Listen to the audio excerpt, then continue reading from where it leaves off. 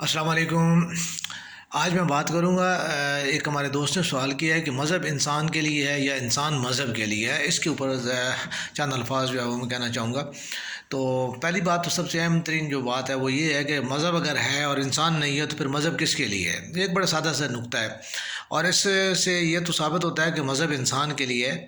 لیکن دوسری طرف اگر دیکھا جائے کہ انسان میں مذہب نہیں ہے، یعنی انسان مذہب کو فالو نہیں کرتا، تو اس سے کیا اثرات ہیں؟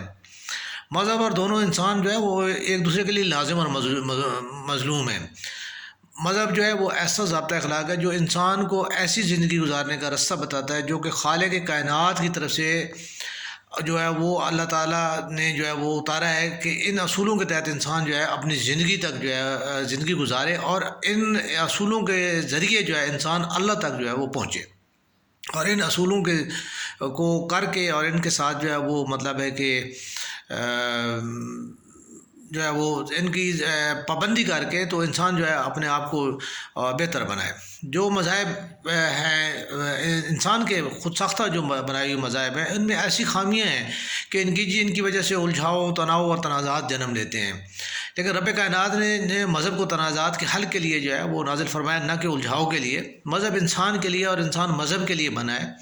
اس کی تفسیر ایسی ہے جیسے روح جسم کے لیے اور جسم روح کے لیے بنا ہے، ایسی جیسے خوشبو پھول کے لیے اور پھول خوشبو کے لیے ہے، مرد عورت کے لیے عورت مرد کے لیے ہے، یعنی ان چیزوں کے بغیر یہ دونوں ایک دوسرے کے بغیر نامکمل ہے۔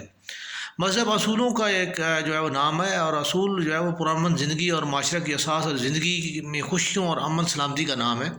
مذہب کو سمجھنا اور اس پر عمل کرنا جو ہے وہ بندگی ہے، اور اسی بندگی میں اللہ تعالیٰ کی جو ہے وہ نیابت ہے۔ اللہ تعالیٰ نے انسان کو اپنا نائب اور خلیفہ بنا کے بھیجا ہے، اور جو ہے وہ جو انسان مذہب پہ عمل کر کے اور ان اصولوں اور ضابطوں پہ عمل کر کے جو ہے وہ اپنی زندگی گزار لیتا ہے، تو وہی وہ انسان جو ہے وہ اللہ کی نیابت جو ہے وہ تک پہنچ پاتا ہے، اور یہی جو ہے وہ نیابت اللہ کی جو ہے وہ انسانیت کی معراج ہے۔